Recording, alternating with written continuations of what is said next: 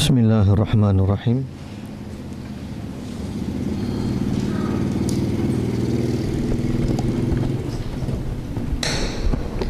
Syukran.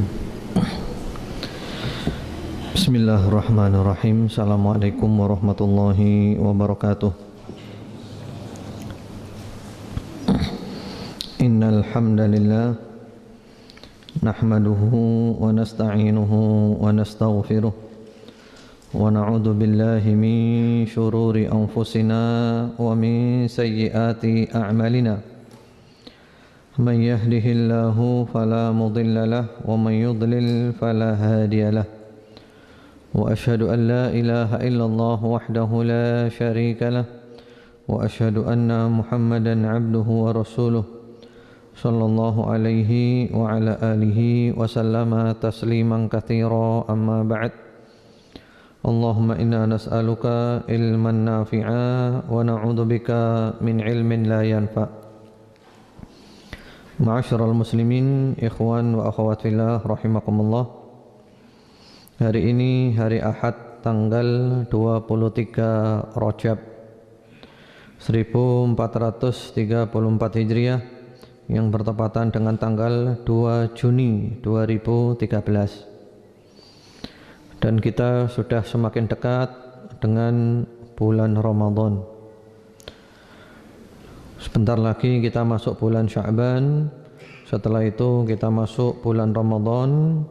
Harapan kita mudah-mudahan Allah Subhanahu wa taala menjadikan kita semuanya bisa bertemu dengan bulan Ramadan dalam keadaan sehat walafiat, selamat sejahtera.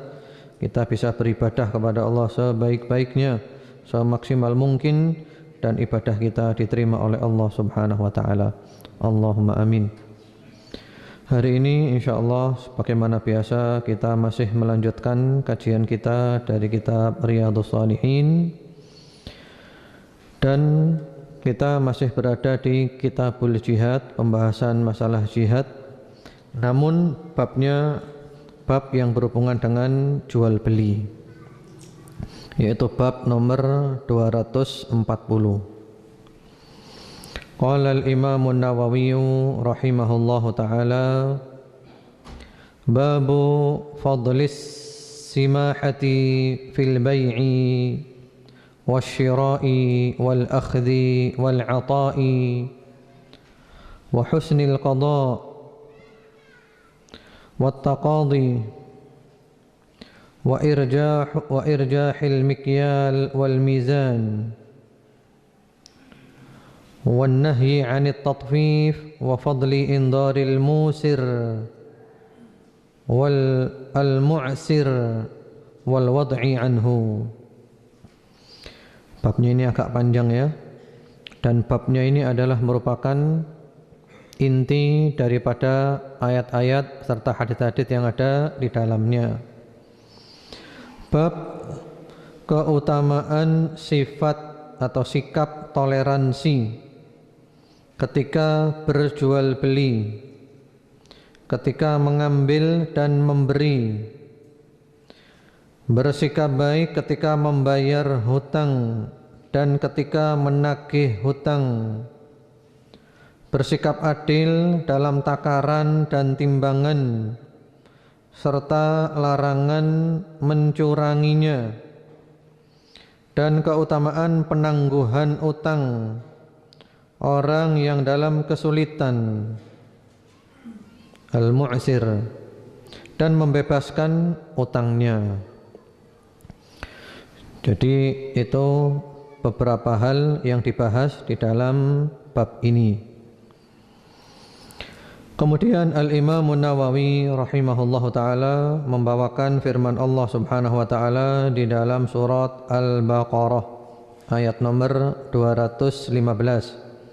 Qala ta'ala, wa ma taf'alu min khairin fa innallaha bihi alim. Allah taala berfirman, dan apa saja kebajikan yang kamu perbuat, maka sesungguhnya Allah Maha mengetahuinya. Umum ya, perbuatan baik apapun yang kita lakukan, yang kita kerjakan, Allah Maha tahu, dan Allah akan memberikan ganjaran yang berlipat-lipat sampai 10 kali lipat, sampai 700 kali lipat, sampai kelipatan yang tidak terhingga. Dan Allah tidak akan pernah berbuat zalim sekecil apapun. Jadi ayat ini adalah motivasi bagi kita semuanya untuk berbuat kebaikan, karena kebaikan kita diketahui oleh Allah Subhanahu wa taala, dan Allah akan memberikan balasan dengan yang lebih baik lagi. Kemudian Al-Imam An-Nawawi rahimahullahu taala membawakan firman Allah di dalam surat Hud ayat nomor 85. Wa qala ta'ala wa ya qaumi awful mikyala wal mizana bil qist wa la tabkhasun nasa asya'ahum. Dan Syuaib berkata, hai kaumku, cukupkanlah takaran dan timbangan dengan adil, dan janganlah kamu merugikan manusia terhadap hak-hak mereka. Jadi ini adalah kisah tentang Nabi Syuaib, karena kaumnya itu tidak adil dalam menakar dan menimbang, zalim dalam hal menakar dan menimbang. Islam ini adalah agama keadilan. Di antara tujuan Allah mengadakan agama ini adalah untuk menegakkan keadilan. Allah mengutus para rasul, Allah menurunkan semua kitab untuk menegakkan keadilan. Laqad arsalna rusulana bil bayyinati wa anzalna ma'ahumul kitaba wal mizan liyaquman nasu bil qist. Ya, surat Al-Hadid. Jadi Allah mengutus para rasul semuanya, menurunkan kitab semuanya. Di antara fungsinya adalah menegakkan keadilan dalam segala hal, termasuk dalam takaran timbangan. Ya, dulu pernah terjadi kezaliman dalam takaran dan timbangan pada zaman Nabi Syuaib, lalu mereka dibinasakan oleh Allah Subhanahu wa taala. Kalau kita memperluas, maka takaran dan timbangan ini bisa juga berarti takaran, timbangan, ukuran, literan, semuanya. Ya, menakar, menimbang, ya, ditakar, ditimbang, jual buah-buahan dan semisalnya, jual emas, perak dan semisalnya, atau juga liter yang dalam bentuk cair, bahan bakar, bensin dan yang lainnya, atau juga ukuran, jual kain atau jual tanah dan yang lain-lainnya yang adil. Bahkan ada satu surat secara khusus membahas orang yang curang dalam masalah jual beli, yaitu surat Al-Mutaffifin. Orang yang curang, dia untung sedikit tapi dia rugi banyak. Ini orang jual buah-buahan, dia curang.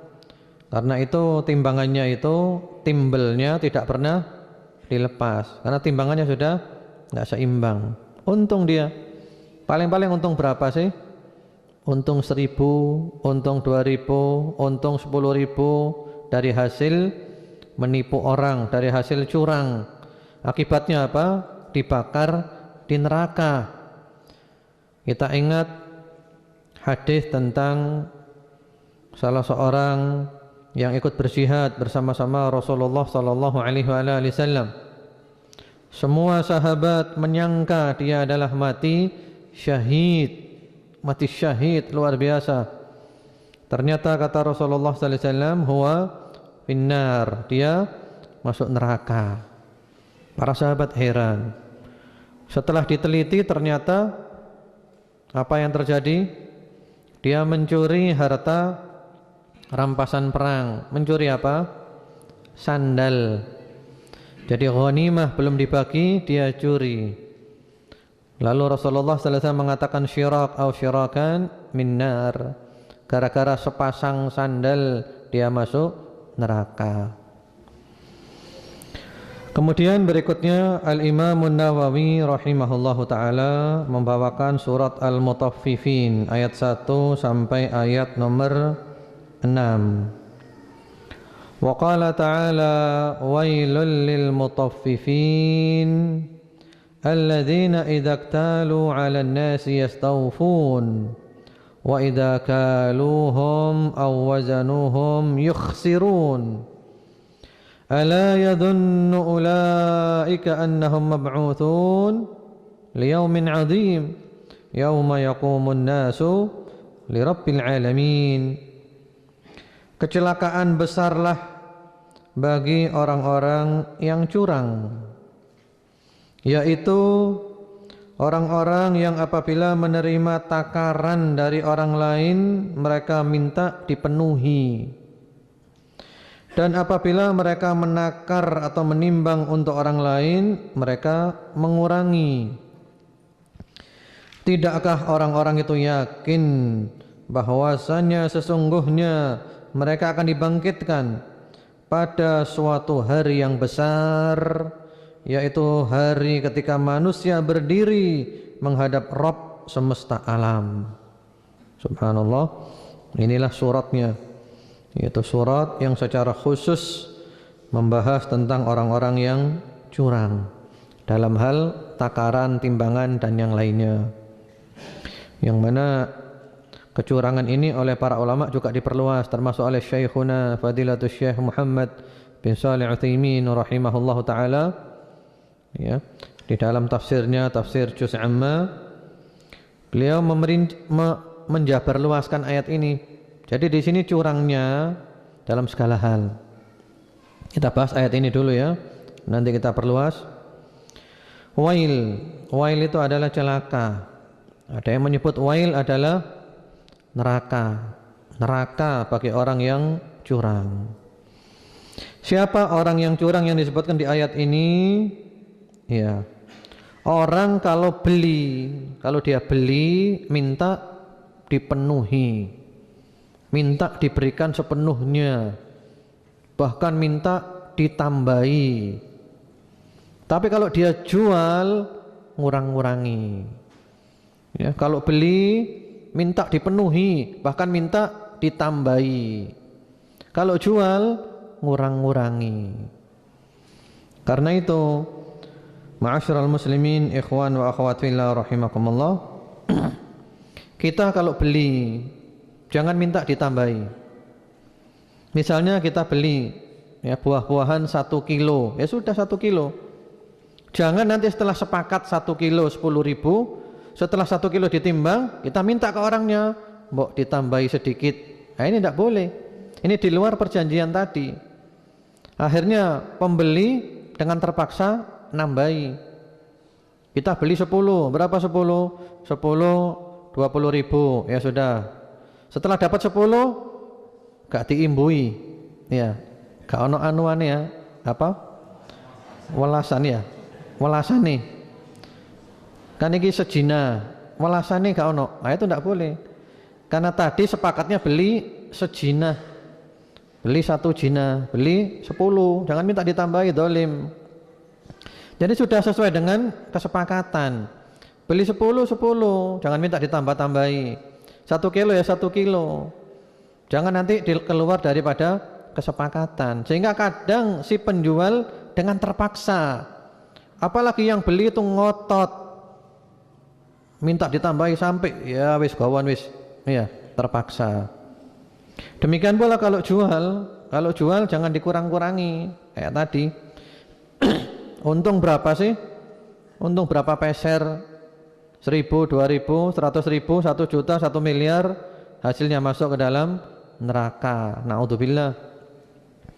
Karena itu Allah subhanahu wa ta'ala mengingatkan orang-orang yang curang seperti itu, ingat ya, ingat, nanti ada hari kiamat, nanti ada hari kebangkitan, dibangkitkan dari kubur dalam keadaan hufatan, uratan, ghurlan, dalam keadaan tidak memakai pakaian, tidak berkhitan dan tidak beralas kaki, telanjang bulat, digiring menuju padang mahsyar, arasat yaumil qiyamah, yang mana matahari di atas kepala 1 mil, masing-masing orang bermandikan keringat tergantung amalannya, bahkan ada yang tenggelam oleh keringatnya.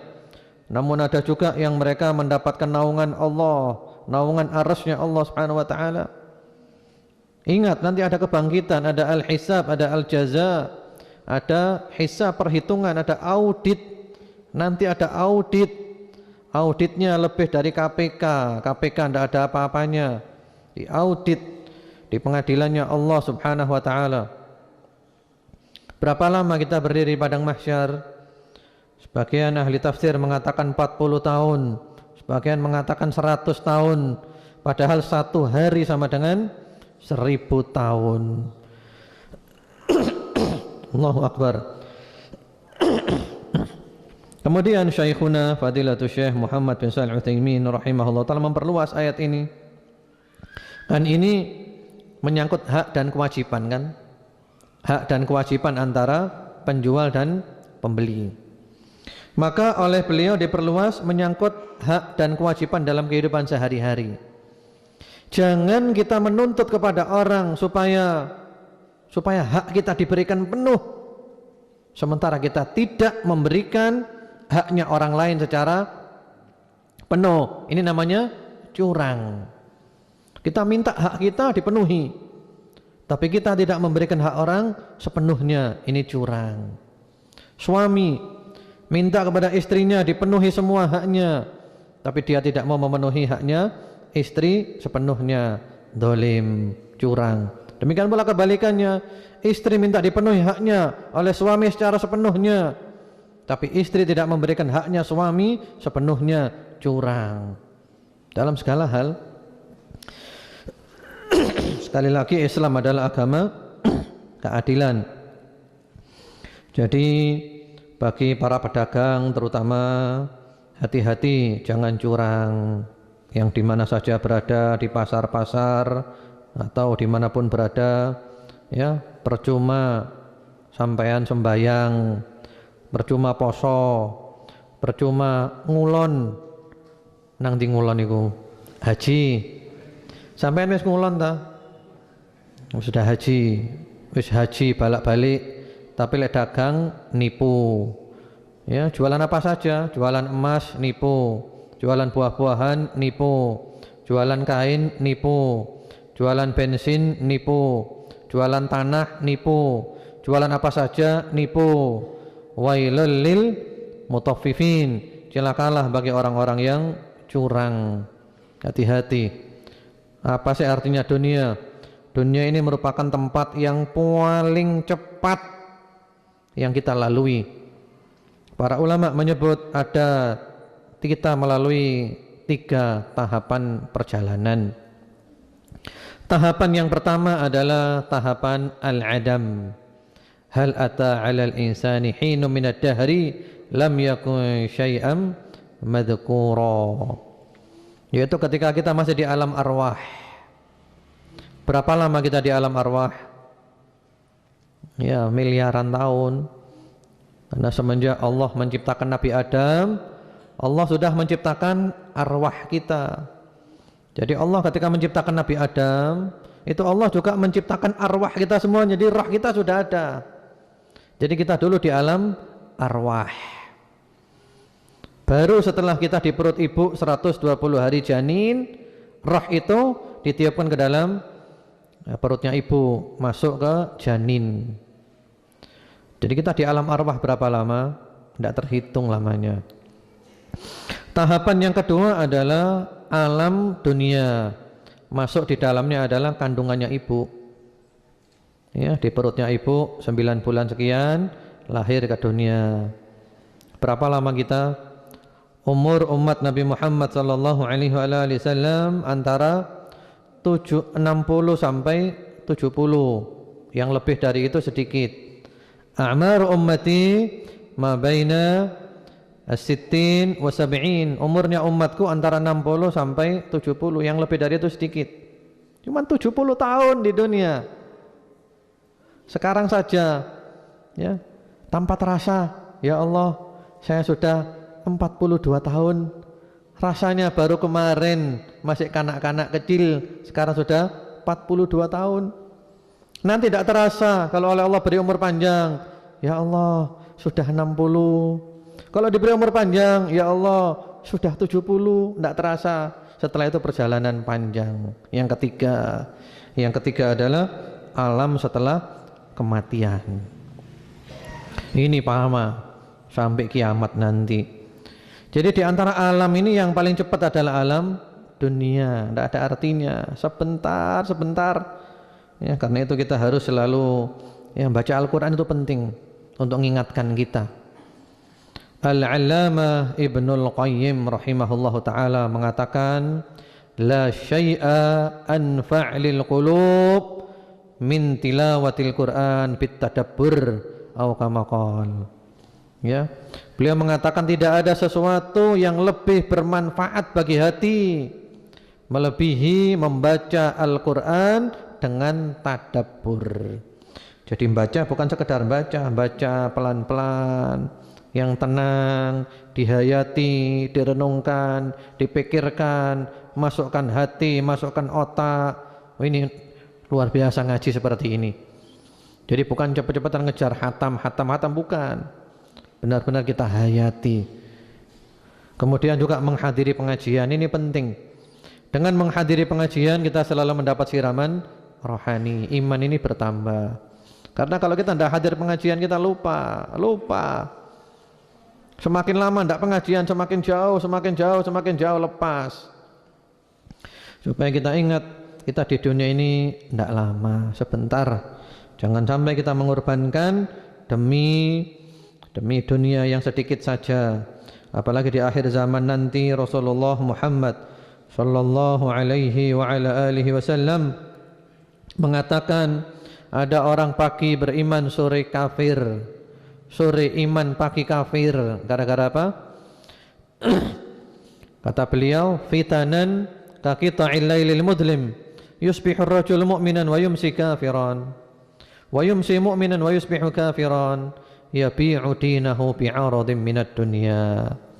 Akan ada fitnah, kekacauan, huru-hara, penyimpangan, penyelewengan, seperti pecahan malam yang gelap gulita, sehingga orang tidak tahu mana yang benar, mana yang salah, bingung, kacau, kalut. Ada orang pagi iman sore kafir, sore iman pagi kafir. Kenapa? Menjual akhiratnya demi secuil daripada dunia. Karena itu, ma'asyiral muslimin ikhwan wa akhwat fillah rahimakumullah, kita sekarang ini dihadapkan pada dua pilihan. Di depan kita ini sekarang ada dua pilihan, milih dunia atau milih akhirat, milih surga atau milih neraka. Ya, sekarang kita milih. Kalau kita sudah menentukan, sudah saya jatuhkan pilihan saya, akhirat saja, surga saja, sudah kita lempeng ke sana. Semua resiko di sana kita siap menghadapinya.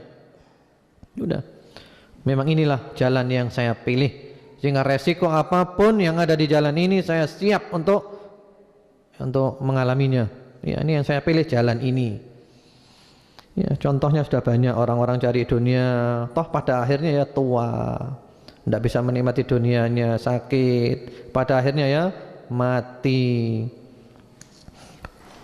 Ada seorang raja, dia mendatangkan arsitek yang paling pinter, dikumpulkan semuanya. Raja mengatakan, buatkan saya istana yang paling megah, yang tidak ada tandingannya. Sudah dibangunkan istana yang paling megah, tidak ada tandingannya, luar biasa. Lalu raja ini mengundang rakyatnya untuk datang ke istananya untuk memamerkannya. Diundang rakyatnya, sambil dia bilang, wahai rakyat sekalian, apakah ada yang kurang di istana ini? Kira-kira apa yang kurang? Masyarakat semuanya mengatakan, wah tidak ada yang kurang, ini hebat, ini luar biasa, tidak ada yang kurang, ini sempurna. Lalu ada satu orang alim mengatakan, wahai tuan raja, istana anda ini kurang 2. Wah, kaget rajanya, kurang 2. Apa kurangnya? Yang pertama-tama, pemilik istana ini bakal menjadi tua. Kalau sudah tua, tidak bisa lagi menikmati istananya. Sudah tua, tidak bisa menikmati seperti masa muda. Yang kedua, pemilik istana ini bakal mati meninggalkan istananya. Sudah mau apa? Siapa orang terkaya di dunia ini? Sultan Brunei, Hasan Al-Bolkiah, yang kekayaannya tiap detik bertambah sekian ribu euro atau sekian juta euro per detik. Jadi hartanya tambahnya itu per detik, hitungannya detikan. Hartanya tersebar seluruh dunia, mobil mewahnya di seluruh dunia, ribuan mobil mewah. Paling senang dengan emas, rumahnya penuh dengan emas, pintunya emas, jendelanya emas, bahkan mobil pun emas. Bahkan dia punya pesawat dimodifikasi, dalamnya penuh dengan emas.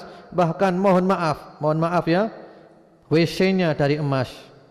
Kalau antum tidak bisa itu keluar eman. Iya. Apa yang dia banggakan? Bahagia enggak dia kira-kira? Bahagia apa enggak dia kira-kira? Orang kayak dia itu enggak bahagia. Tidak bahagia. Yang bahagia itu ya kita ini paling bahagia. Ngaji, sembahyang iso, kepingin turu ya turu, tenang. Ya. Raja itu enggak tenang. Kenapa? Mikir, jangan-jangan saya nanti diracun orang. Iya, untuk merebut kerajaan saya. Jangan-jangan nanti ada kudeta. Apalagi sekarang di mana-mana ada kudeta. Terus bingung. Takut sakit, ini enggak tenang pokoknya. Paling enak kita jadi manusia biasa, ya. Hidup kelas bawah bisa, hidup kelas menengah bisa, hidup kelas atas juga bisa. Makan di warteg ya menikmati, makan di restoran yang bagus ya menikmati. Seperti itu menjadi hamba Allah Subhanahu wa taala. Jadi intinya silakan kita milih sekarang, milih dunia atau akhirat, milih surga atau neraka. Kalau sudah kita jatuhkan pilihan kita, saya milih akhirat saja, surga saja, dah lempeng ke sana. Kita tempuh jalannya dan kita siap dengan semua resiko yang ada di jalan itu. Toh dunia sebentar, tahu-tahu sudah berangkat kita. Itu kalau umur kita sampai 70. Padahal berapa banyak teman kita sudah meninggal dunia. Kemudian ma'asyiral muslimin, ikhwan wa akhwat fillah rahimakumullah. Al-Imam An-Nawawi rahimahullahu taala membawakan hadis-hadis Rasulullah sallallahu alaihi wasallam, di antaranya wa an Abi Hurairah radhiyallahu taala anhu anna rajulan atan nabiyya sallallahu alaihi wa alihi wasallam yataqadahu fa aghlada lahu fahamma bihi ashabuhu faqala Rasulullah sallallahu alaihi wa alihi wasallam da'uhu fa inna li sahibil haqqi maqala thumma qala a'tuhu sinnan mithla sinnih qalu ya Rasulullah la najidu illa amthal min sinnih qala a'tuhu fa inna khairakum ahsanukum qada'a muttafaqun alaih. Dari sahabat Abu Hurairah, semoga Allah meridainya, bahwasanya ada seorang laki-laki yang datang kepada Rasulullah sallallahu alaihi wasallam menagih utang dengan perlakuan yang kasar kepada Nabi Muhammad sallallahu alaihi wasallam. Jadi Nabi Muhammad sallallahu alaihi wasallam hidupnya sederhana, bahkan kadang beliau juga ngutang untuk kebutuhan sehari-hari. Nah ini ada orang datang nagih tapi dengan cara yang kasar. Lalu para sahabat ingin mengambil tindakan kepada orang itu. Para sahabat marah, ya, mau diambil tindakan kepada orang itu. Lalu bersabda Rasulullah sallallahu alaihi wasallam, biarkan dia punya hak bicara. Biarkan, dia punya hak bicara. Silahkan dia mau ngomong apa. Kemudian setelah orang itu nagih, Rasulullah sallallahu alaihi wasallam mengatakan, kata beliau, berilah dia seekor onta yang seusia dengan ontanya. Karena utangnya adalah onta, bayarnya bayar onta yang sama. Kemudian para sahabat menjawab, "Ya Rasulullah, kami hanya mendapatkan seekor unta yang lebih bagus daripada unta miliknya." Ya Rasulullah, unta yang sama dengan milik dia tidak ada. Yang ada malah yang lebih bagus. Bagaimana ya Rasulullah? Beliau mengatakan, "Berikanlah yang lebih bagus itu kepadanya. Sesungguhnya sebaik-baik kamu adalah orang yang paling bagus membayar utangnya." Ya tidak apa-apa, kamu bayar yang lebih bagus.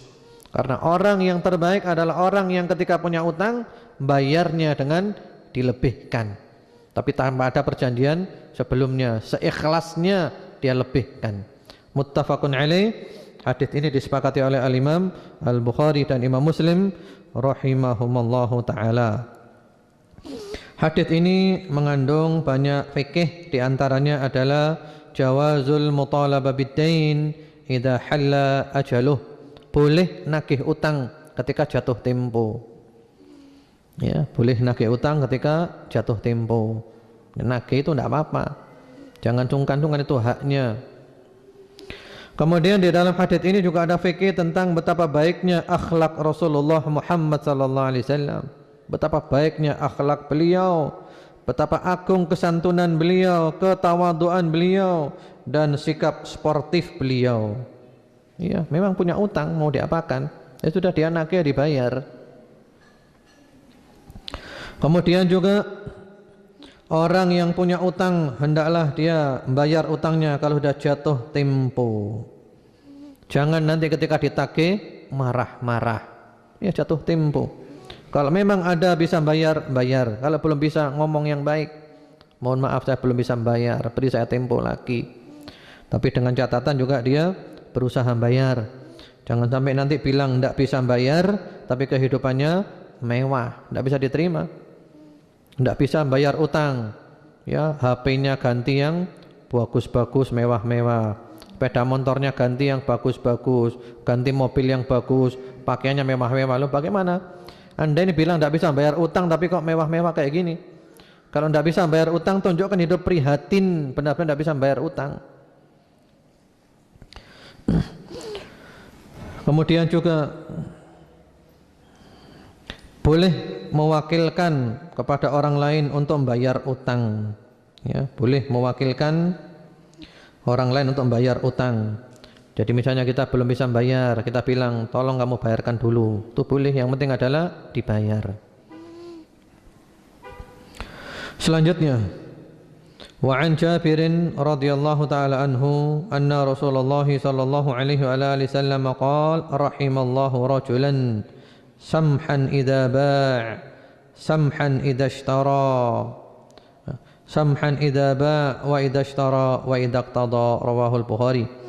Dari sahabat Jabir, semoga Allah meridainya, bahwasanya Rasulullah sallallahu alaihi wasallam bersabda, Allah merahmati orang yang mudah ketika menjual, ketika membeli, dan ketika menagih utang. Ya, rawahul Bukhari. Hadis ini diriwayatkan oleh Al-Imam Al-Bukhari rahimahullahu taala. Syekhuna Fadilatul Syekh Muhammad bin Shalih Utsaimin rahimahullahu taala di dalam syarahnya menyebutkan bahwa ada redaksi yang lain yang berbunyi rahimallahu rajulan samhan idza ba', samhan idza ishtara, samhan idza qada, samhan idza iqtada. Jadi ada 4. Allah merahmati seorang yang dia itu samhan. Samhan itu toleran, enak, gampang, mudah ketika menjual. Jadi yang pertama-tama ketika menjual, berarti ini adalah penjual. Penjual itu jangan kasar kepada pembeli, yang enak kepada pembeli. Biarkan pembeli itu milih, ya. Jangan nanti marah-marah, pokoknya nyekel bayar, ya. Jangan nanti pembeli dipendelii, iya. Atau pembeli diawasi seakan-akan kayak pencuri. Itu kan orang sakit hatinya. Saya ini mau beli kok dianggap kayak pencuri, diawasi terus. Ya, pokoknya santun, enak, lembut, halus, mudah ketika menjual. Kemudian samhan idza ishtara. Santun juga ketika membeli. Ya, kalau beli enak, jangan nanti barang-barang dicobai kuwabe wis mari gak sida tuku, ngledek ae. Ha iki bungkus maneh, ngelempit maneh, cek angele. Ya, harus juga punya perasaan. Penjual punya perasaan, pembeli juga punya perasaan, sama-sama adil. Islam itu agama yang adil. Kemudian samhan idza qada. Samhan idza qada, yaitu dia santun ketika bayar utangnya. Santun ketika bayar utang. Ketika jatuh tempo bayar, jangan ditunda-tunda. Kalau perlu juga ditambahi tanpa ada perjanjian. Kemudian samhan idza qtada, santun pula ketika nagih utang. Nagih utang yang enak. Apalagi orang yang memang dia itu benar-benar belum bisa bayar. Lain dengan orang yang memang bisa bayar tapi dia sengaja tidak mau bayar, ngemplang. Ini namanya dolim, matlul ghaniyyi dzulmun. Orang yang mampu bayar utang tapi dia tidak bayar ditunda-tunda terus, ini dolim. Sehingga orang yang menghutangi itu berhak untuk menagih dengan paksa. Boleh itu. Kalau dia tidak mau bayar juga, maka boleh barang-barangnya diambil paksa, tapi barang senilai utangnya. Misalnya dia punya utang 20 juta atau bahkan lebih 50 juta, tidak mau bayar, padahal dia bisa bayar. Tidak mau bayar, sudah ambil sepeda motornya, tidak apa-apa. Berapa nilai sepeda motor? 15 juta, berarti masih kurang. Ya sampai, tidak apa-apa itu. Jadi jasa penagih utang itu boleh dalam Islam, tapi jangan sampai melampaui batas, sampai menyiksa, apalagi sampai membunuh, jangan. Tujuannya hanya untuk supaya orang itu mau bayar utangnya, dengan catatan ya, dengan catatan ini orang mampu bayar tapi sengaja tidak mau bayar. Berbeda dengan orang yang memang belum mampu bayar, dia niat kepingin bayar, tidak bisa bayar, nanti ada haditsnya. Nanti ada hadits-haditsnya dari Rasulullah Muhammad sallallahu alaihi wa ala alihi wasallam. Jadi di sini ada 4 hal: santun, lemah lembut, baik, mudah, enak, toleransi ketika menjual, ketika membeli, ketika membayar utang, dan ketika nagih utang. Subhanallah, Islam ini adalah agama yang sempurna, konsep hidup yang syamil dan kamil, sempurna, tidak ada kayak Islam seperti ini. Ya, saya kira mungkin untuk hari ini sampai di sini dulu ya, kajiannya. Sekarang kita ada pertanyaan ya, pertanyaan. Kemudian saya jawab dulu pertanyaannya. Nanti ada door prize. Ini ada hamba Allah yang memberikan hadiah 5 buku, berarti 5 pemenang. Buku berjudul Lezatnya Sholat, terjemahan dari tulisannya Ibnul Qayyim rahimahullahu ta'ala, penerbitnya Darul Falah. Buku ini bagus ya, kalau kita baca dan kita resapi, kita akan bisa sholat yang khusyuk dan kita bisa menikmati sholat, lezatnya sholat. Ya, sekarang saya jawab dulu pertanyaan yang sudah masuk melalui SMS.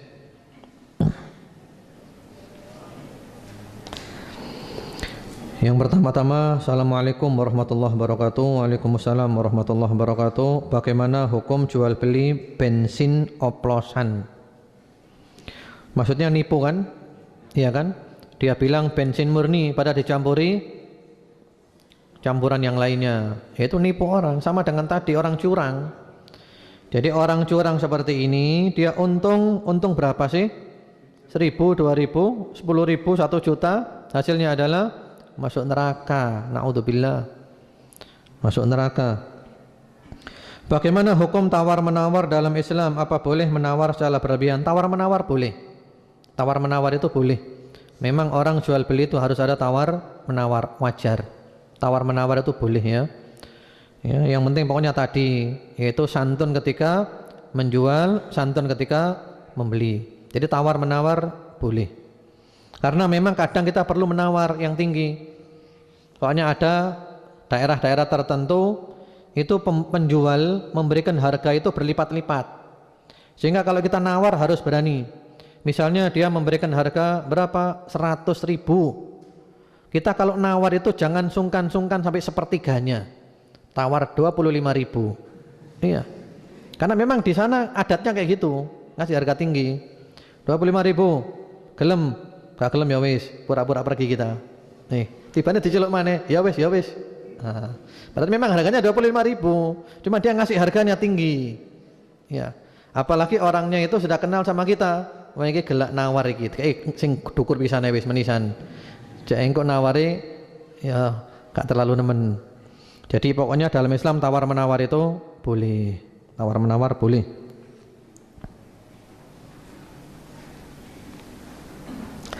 Ustadz, kalau misal pedagang waktu kulakukan nawar terus tapi waktu jualan nggak boleh ditawar, itu apa hukumnya? Sama dengan menambah timbangan tadi. Pedagang waktu kulakan nawar terus tapi waktu jualan nggak boleh ditawar. Ya tergantung toko ya, toko berbeda-beda. Ada toko yang memang barangnya bisa ditawar. Ada toko yang memang harganya harga pas. Ini harga pas, tidak bisa ditawar. Ya sudah. Kalau kita mau beli silahkan beli, tidak mau ya udah jangan beli. Jadi gitu. Jadi boleh ya. Jadi orang jualan ini harganya harga pas, tidak menerima tawar menawar, boleh. Itu haknya. Nah sekarang kembali ke kita, mau beli apa enggak? Toh kita enggak dipaksa untuk beli.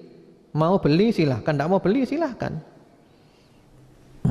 Tergantung kebijakan pemilik toko. Ustadz, saya penjual obat herbal. Di kemasan tertulis khasiat dari herbal untuk menyembuhkan suatu penyakit, asam urat, wasir dan lain-lain. Kadang setelah dikonsumsi penderita tersebut ternyata herbal tadi pembeli tidak sembuh dari sakitnya. Apakah saya termasuk berbohong Ustadz? Syukron. Nah ini juga penting ya. Kalau kita jualan obat kayak gini, kadang ditulis promosinya luar biasa. Ayat Al-Quran ditaruh, hadisnya Nabi, ucapannya salafus soleh, bismillah dulu, macam-macam ya. Khasiatnya banyak. Padahal khasiatnya kita tidak tahu, memang copy paste aja. Copy paste dari internet khasiatnya apa gitu aja. Kalau ternyata khasiat yang ada di obat itu tidak sesuai dengan yang dituliskan, berarti kita adalah bohong. Bohong, dosa, nipu orang. Ya. Kecuali kalau memang khasiat yang tertulis di situ sesuai dengan khasiat yang sebetulnya, tidak apa-apa. Ya. Kalau sudah ditulis khasiat yang sebenarnya, orangnya tidak sembuh juga, ya yang salah bukan obatnya, salah orangnya. Sama dengan Rasulullah SAW, ada orang sakit perut, ya kan, disuruh minum madu, minum madu, masih sakit perutnya, kata Rasulullah, minum madu, masih sakit perutnya, minum madu, masih sakit perutnya, kata Rasulullah apa? Shadaqallah wa kadzaba batnuk. Allah benar, perutmu yang bohong. Artinya Allah benar bahwa madu itu adalah obat. Perutmu yang bohong, artinya penyakitmu terlalu parah. Sehingga madu sekali nggak bisa, harus perlu terapi yang lama. Karena penyakitnya sudah terlanjur parah. Jadi jualan pun hati-hati. Ya sekali lagi, pokoknya segala-galanya kita pikir iki urusane dawa. Urusannya bukan hanya di dunia saja, urusannya dibawa sampai mati, digawa sampai kiamat. Awake dhewe bakal mati kabeh, tanggung jawab. Ya nipu orang. Ya. Karena sekarang itu gitu, obat herbal. Wah, kalau ngomong, wah khasiatnya ini, padahal dia tidak pernah neliti, tidak pernah apa, tidak terbukti.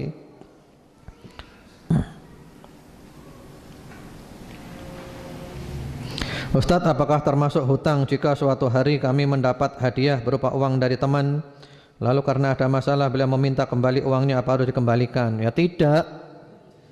Sudah diberi, sudah selesai, nggak boleh diminta lagi. Orang yang memberi minta lagi sama dengan apa? Orang muntah-muntahnya ditelan lagi.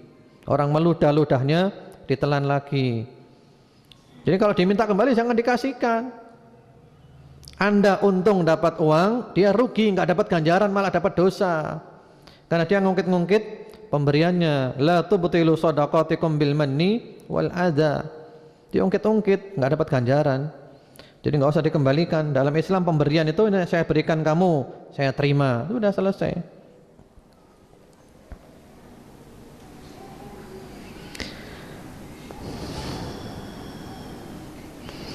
Saya pilih yang sesuai dengan materi.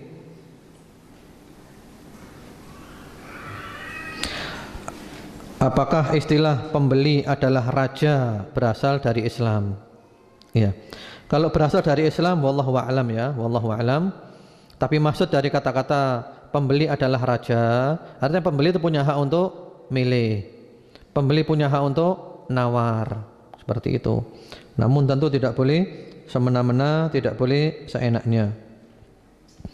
Ustadz, berkaitan dengan mengambil barang secara paksa kepada orang yang zalim dalam membayar hutang, apakah hal itu perlu izin pemerintah setempat? Afwan. Ya. Kalau memang dikhawatirkan menimbulkan madarat, ya saya kira kalau izin tidak perlu ya. Izin ke siapa? Masa izin ke, ya mungkin bilang aja ke RT-nya supaya RT-nya apa namanya, tidak kaget tiba-tiba ada orang nagih secara paksa. Bilang ke RT-nya, mohon maaf Pak, saya mau ke rumahnya si Fulan, dia punya utang tidak bayar, saya sekarang mau ngambil sepeda motornya, supaya RT-nya tidak salah paham, gitu aja.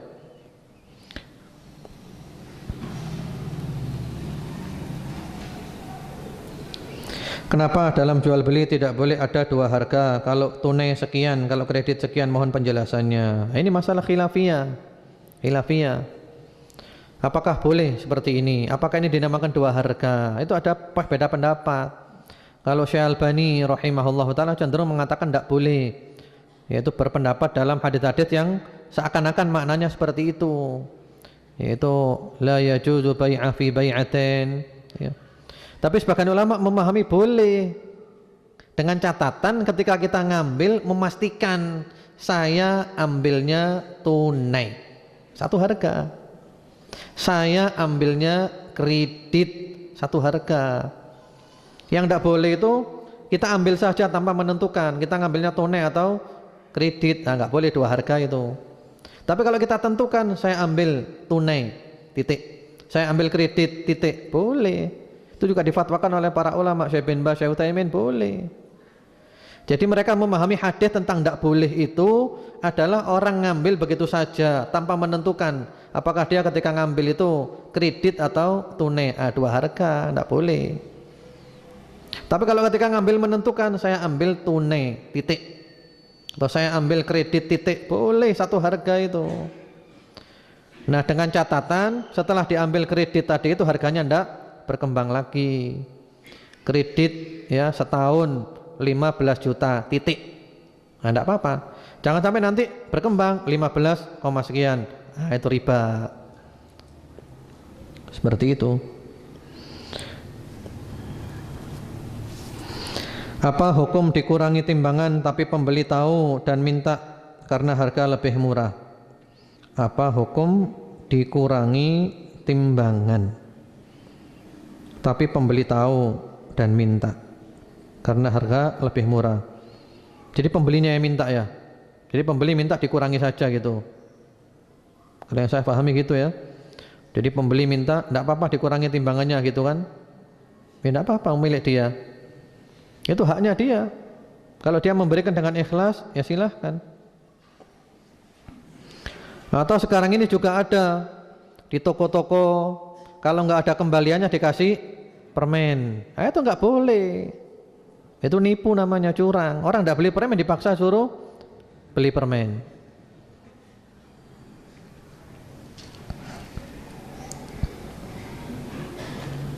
Ustadz, bolehkah kita hutang untuk beli kitab tafsir Al-Quran, kitab hadis? Boleh. Utang boleh, yang penting bayar.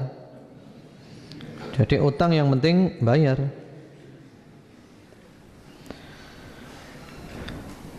Bagaimana hukum diskon menurut Islam? Ya diskon boleh, tidak apa-apa. Jadi barang ini harganya 1 juta, diskon 50% jadi 500.000, silahkan, boleh, tidak apa-apa. Tapi diskonnya diskon yang jujur. Jangan bohongi orang. Ternyata barangnya memang harganya 500 juta. Ditinggikan dulu 100 1 juta, dikasih bandrol 1 juta, diskon 50%, 500.000. Padahal memang harganya 500.000. Berarti kita bohongi orang, bukan diskon itu namanya. Bagaimana hukum jual beli melalui lelang? Lelang itu namanya bai'ul muzayadah. Bai'ul muzayadah itu boleh. Jadi lelang itu saya jual ya buku ini, saya cari harga yang tertinggi. Saya buka harga, pertama-tama saya buka 10.000. Saya pengen mau beli, saya mau 11.000. Ada lagi, saya mau 13. Sampai yang tertinggi adalah 30.000. Ya sudah, saya berikan kamu 30.000. Itu namanya lelang, itu boleh. Bai'ul muzayadah. Jadi kita buka harga, silahkan nanti semuanya menawar. Kita pembeli menginginkan harga yang tertinggi, lalu diberikan dia. Boleh itu.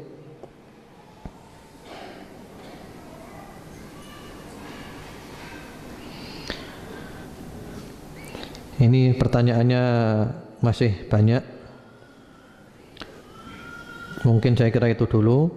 Sekarang kuisnya ada 5 pemenang ya. Pemenangnya adalah yang SMS-nya pertama kali masuk ke saya dan jawabannya benar. Nomor saya 0816 429 6227.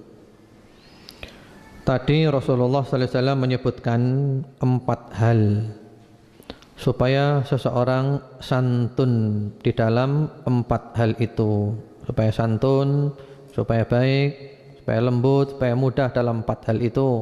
Apa saja 4 hal itu? Ya.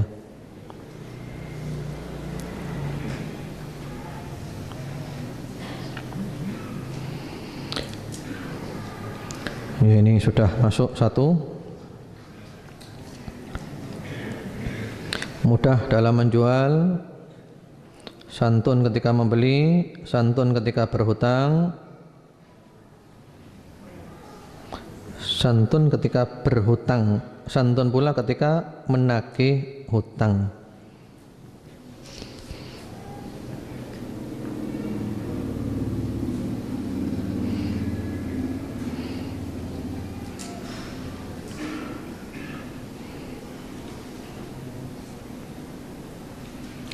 Kemudian ini yang kedua, menjual, membeli, membayar hutang dan menagih hutang. Tadi itu yang pertama tadi salah kan? Bukan ketika berhutang, tidak ada ketika berhutang. Yang benar ini ketika menjual, membeli, ya, ketika bayar hutang dan ketika nagih hutang.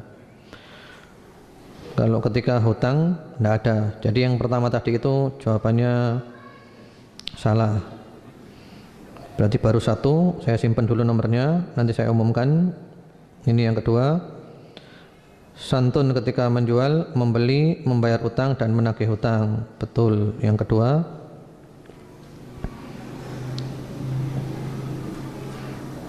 bentar ya.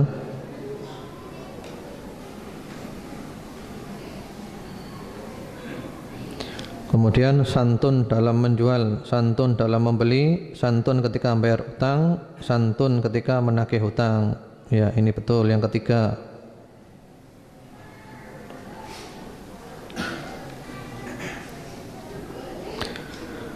santun lemah lembut baik ketika berjualan, membeli, membayar dan menagih. Betul. Yang keempat,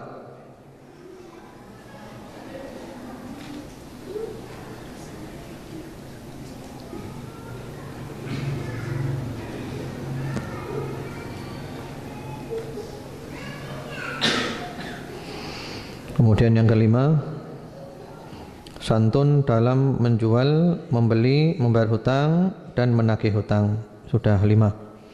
Sebenarnya masih banyak yang masuk ya, cuman saya pilih yang masuk lebih dahulu. 5 nomor tadi.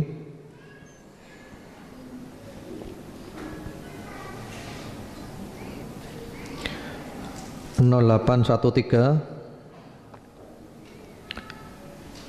22 53 22 99. Dicatat ya, Abu Hamzah. Kemudian 0821 317 82318. Kemudian 0823 347 371 02. Kemudian 0857 31 26 00 80.